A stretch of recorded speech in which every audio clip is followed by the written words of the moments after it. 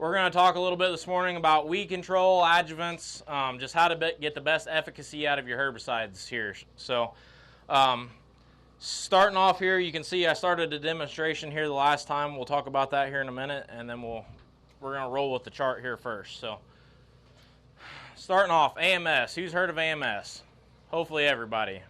Hopefully we're using it in a lot of situations. So what does AMS do for us? So you got ammonium sulfate. So the ammonium and the sulfate's both going to help us out with AMS. So you got the sulfate is going to tie up our hard water, our cations in our water. So you think of magnesium, calcium, things like that. That sulfate is going to bind with that, tie it up, so that way those hard water ions don't counteract with our weak acid herbicides such as glyphosate, Liberty, 2,4-D, dicamba, those kind of things that are weak acid herbicides that are negatively charged and going to bind with those cations. Then we also got the AMS, so that the ammonium part of the AMS, that's actually going to also bind with the glyphosate or the Liberty or what have you, and that's going to help it go across the membrane and get into the plant better. So the ammonium's helping us once it binds to the glyphosate to help drag it into the plant. The sulfate is helping with those hard water cations. So products that we use would be like Class Act NG would be our product for AMS. So Class Act NG also has a couple other things in the tank. So it also has cornsorb technology. So our cornsorb technology, what's that going to do for us? So that's going to increase the humectancy of water. So everybody's like, what the heck is humectancy? So humectancy, you can think of it as it's going to help keep that water droplet wet. So it's going to help prevent that water droplet from evaporating. So if it doesn't evaporate, the longer it sits on the leaf, the better chance it's got of being sucked in, because once it evaporates, it has no chance to work in the plant. The other thing Class Act has, the other thing with cornsorb is it's basically a high fructose corn syrup. So the plant's going to sense that sugar on the leaf and it's going to suck it in. So then the other thing Class Act has is a non-ionic surfactant. So you think of a non-ionic surfactant, what it's going to do is it's going to break the surface tension of water. So we're going to do a quick demonstration here. So on my right hand, on you guys' right, we have preference. And on my left hand, we just got straight water.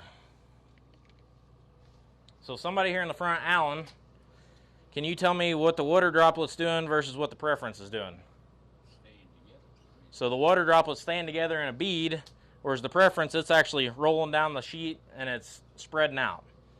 So water has a slight charge and an affinity for itself. That's why we can suck it up a straw. So it stays together and it's going to bead up, just kind of like on the hood of your truck right after you wax it. A leaf surface is actually waxy also, so that's what's going to cause that droplet to basically bead up. Whereas if we put something with a surfactant in it, it's going to help spread it out. We're going to contact more of that leaf surface, and we're going to drive more into the plant. So, like I said, I just mentioned the preference there. That's our version of a non-ionic surfactant. Then we've got Superb. So we'll go over here to this demonstration over here. We'll talk real quick about Superb, Destiny, and Noble. So we got a HSOC, so that's a high surfactant oil concentrate. We got an MSO HSOC, so that's a methylated sea oil high surfactant oil concentrate.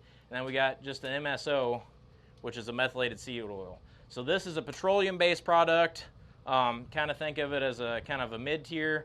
And then this is actually a soybean or a vegetable oil-based product. Think of as a high tier that's methylated, and we're going to get more in the plant. So we got some cups over here that I just started melting there at the last stop. So we got Noble right here. I can tell you this was the first one to kind of break down, and we've deteriorated the cup quite a bit. Destiny was a couple minutes behind, but we went ahead and we melted through the cup. Then we got Superb here that's starting to break down some of the edges, but it's not going to go through anytime soon. And then we got Preference, which is just a surfactant that hasn't really done anything to the cup. So which one, if you're going to grab a product to control weeds based upon what I tell you, which one would you grab? Getting pointed over there, the Noble. So what if I told you it's actually we're going to want the Destiny? I tried to trick you. So the Destiny, like I mentioned before, it's got the HSOC. So we've also got the surfactant in there that's going to help spread it out on the leaf. And then we've also got the cornsorb technology in there, whereas the Noble does not have the cornsorb technology. So we got those two other things in there to help make the Destiny work better. Even though it melted the cup just a little bit slower, it's going to get more product into the plant because of the other properties of the Destiny versus just a straight MSO. The other thing I failed to mention, so products that we typically use Superb with would be like clethodim. And why would we use Superb with clethodim? So clethodim is actually photodegraded really fast. So the sunlight is going to break down clethodim. So if we don't use an oil to drive that product into the plant really fast, it's going to photodegrade and we're not going to get efficacy out of it. So that's why we'd use products like oil. We'd also use them to, like I said, drive more product into the plant, get it in there faster. So the next thing here, we got drift, deposition, and depth of the canopy. So we got kind of two products that fall into that category. We've got master lock and we've got interlock. So you think of drift, it's going to help keep more product on target where we want it, right? So we're not gonna go out of bounds in neighbors. And basically what those are going to do for the drift, it's going to help those water droplets spread apart. So when we're spraying it out the nozzle, all that water's together, it's going to help that water droplet break apart. Instead of snapping and basically exploding, it's going to help it pull apart and we're going to get less fines in the tank. Deposition, you think of your leaf surface. So if we get 3 droplets right here and then 3 droplets over here and none in between, that's a bad day, right? Because we're not spreading it out on the leaf. Interlock or master lock is actually going to help spread those droplets out more evenly on the leaf and get them where we need them to go and get more into the plant that way. And then last, depth of canopy.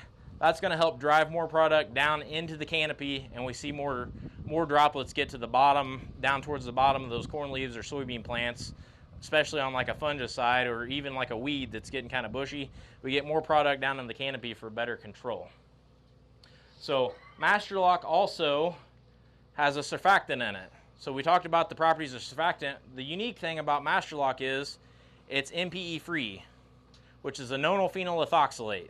It's a really big word, right? That's why we call it MPE. So MPE is a great surfactant, but it can cause yield problems in corn if sprayed at the wrong time, right? So if we spray that while we're trying to determine that ear size, we can cause arrested ear syndrome. So that's why we use a product like Master Lock that still has a surfactant, but it's MPE free, so that way we don't cause problems with the ear. So then we got 2 more terms here. So we got a DRA and a VRA. Sound pretty well the same. They're both used with dicamba. So what's the difference? So a DRA you can think of as drift reduction agent.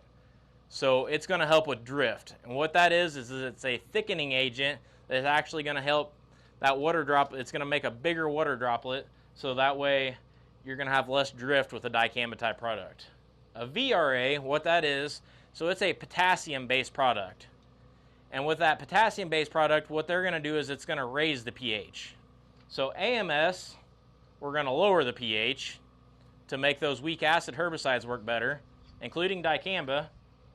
But a VRA that we use with the dicamba over the top, if we get them labeled again, that's going to help raise the pH, so that way we get less dicamba acid, and dicamba acid is going to get up and move. So real quick, I went through this pretty quick. Is there any questions on this chart or adjuvants?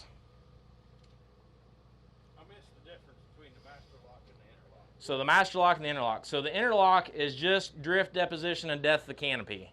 The Master Lock is specially formulated for fungicides to where we have a surfactant in there also that's the MPE-free surfactant. So you're using the Master Lock when you're doing fungicides instead of... Primarily Master Lock is for fungicides because we've got that safe surfactant in there. What we used to do was take Interlock and mix it with a Preference or Superb, but the Preference has the MPE in it, like I talked about, that's bad for corn at certain stages.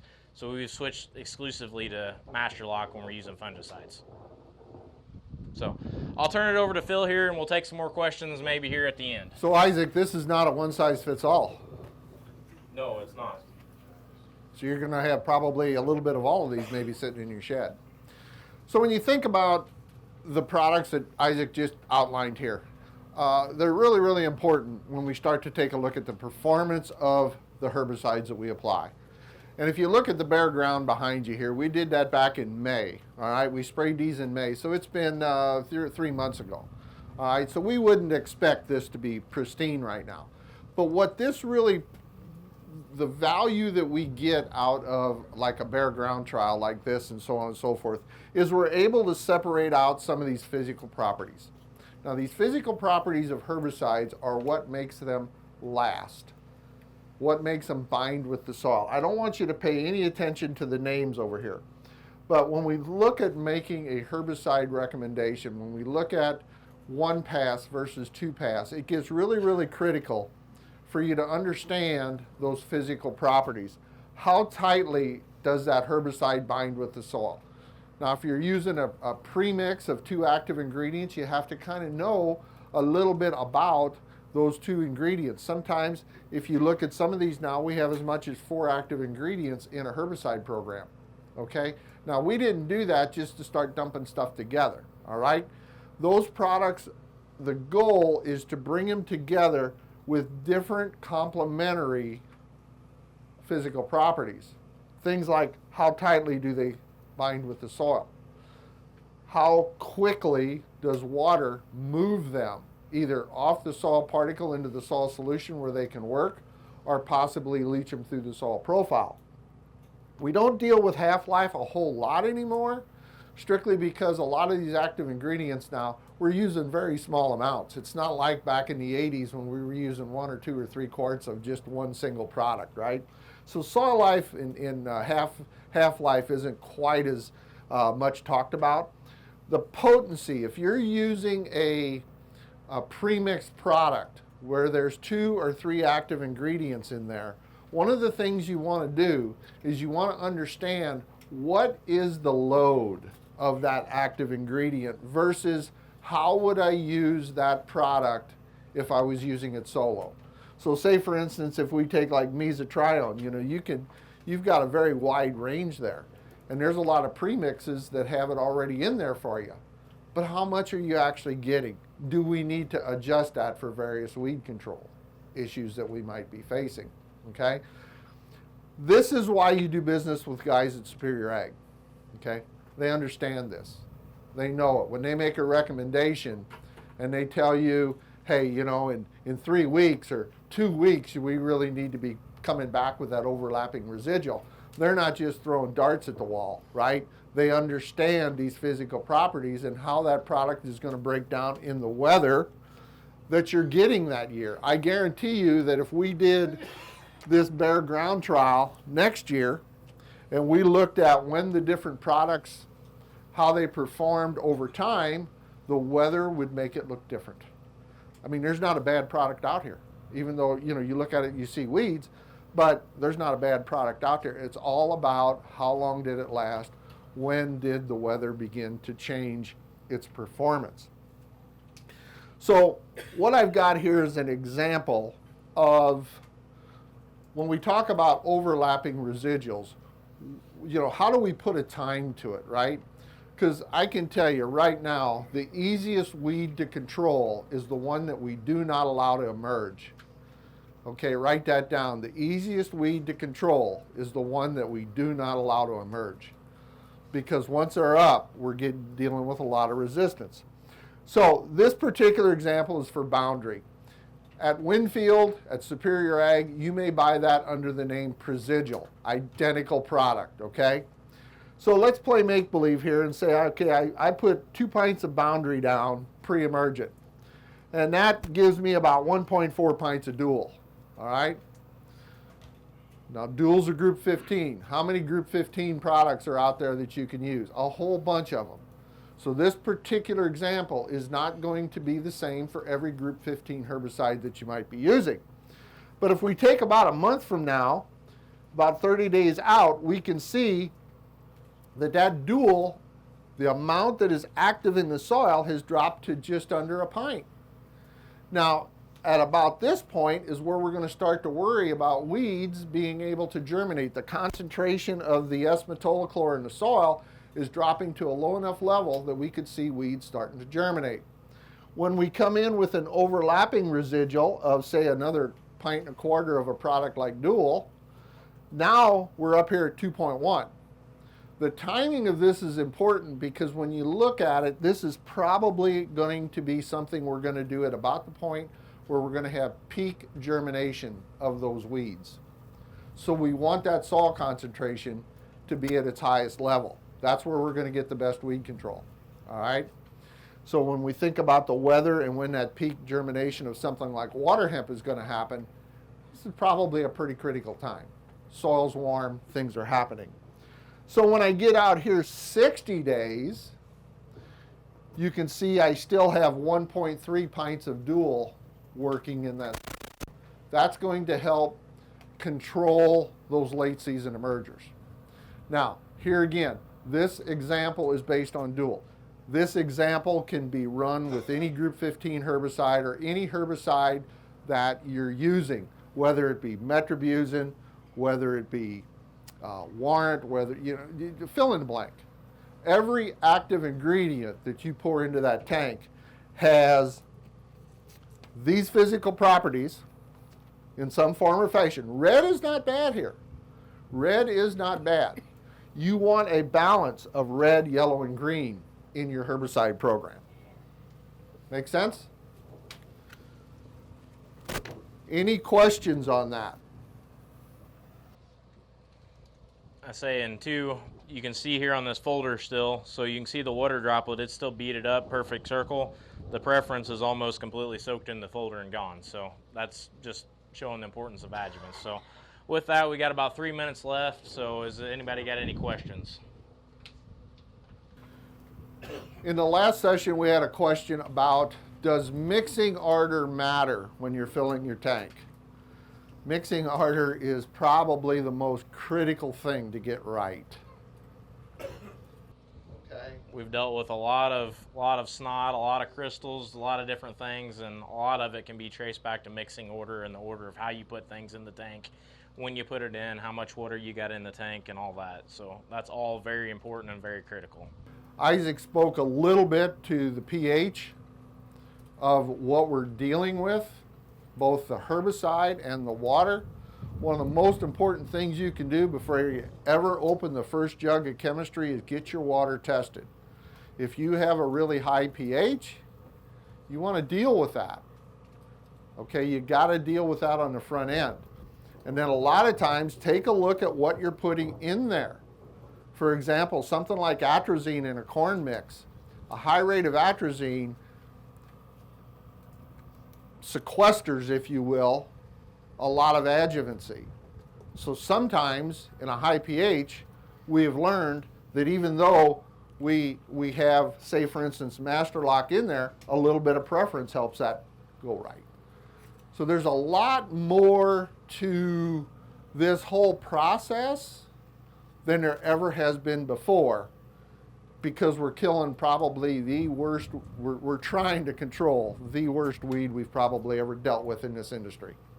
And no new active ingredients coming on. Got about a minute and a half. Yep. What is that weed you're talking about? Tall water hemp, Palmer amaranth. Plus we also see other weeds, fall panicum, some of our grasses. When you get south of here, where we're dealing with some of those grasses not responding to glyphosate or clethodim anymore. I mentioned earlier in the first session, we don't kill armyworms like we used to with simple pyrethroids. That insect has that waxy cuticle layer. Adding a surfactant in with that insecticide, if you're trying to kill a bug that's there, is pretty doggone important, and making sure you choose the right one that's working in harmony with what else is in that tank. And to add a little bit on the water hemp, so the water hemp and the palmer, so biggest problem is they're a C4 desert crop, right? So they can live on a little bit of water, they grow very rapidly. I mean, in palmer in cases, they've documented it growing up to 4 inches in a day. So you can go from an inch tall plant to a 6 inch tall plant in a little bit of no time. So that's the biggest thing. And once you get that 6 inch tall plant, that there's so many axillary buds and nodes on that water hemp plant that it's got so many places that can branch out and grow again.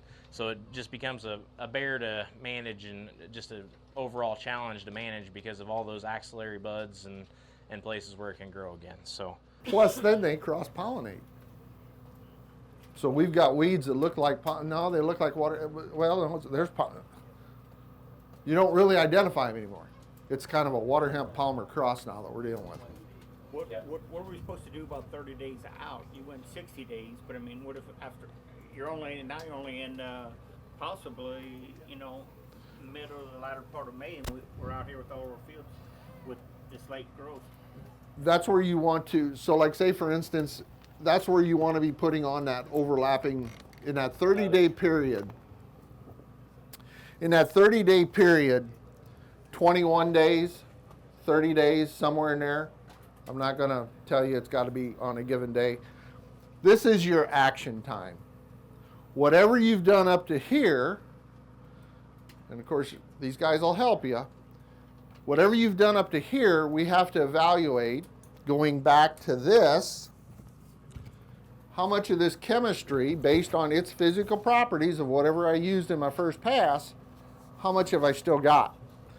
So I have to come in here, if I have weeds up, I have to do an effective burn down of those emerged weeds that may have gotten through my first application, plus I have to add that overlapping residual. If I've tried to do a one pass, say for instance in corn, if I've used a one pass herbicide, I've got to really evaluate, maybe I'm not putting on any more residual, but maybe what I'm going to do is come in here and put in sort of a cleanup, a maintenance trip to get rid of anything that might have emerged. But we did both of them, and we still have the weeds on the back side of the 60 days. So you're out here and you still got weeds. Yeah, or they're coming back, and beans are this high, and all of a sudden here comes your problems. So in that, you almost have to come back and take a really good look at going back here. What have I used? How did 2024's weather affect it? Do I need to raise my rates? Do I need to add another active ingredient? Was it my adjuvant that maybe I should have done differently? I just can't stress enough that our success or our lack of success, especially in the combine cab, is what we really have to do to figure out what we got to do for next year.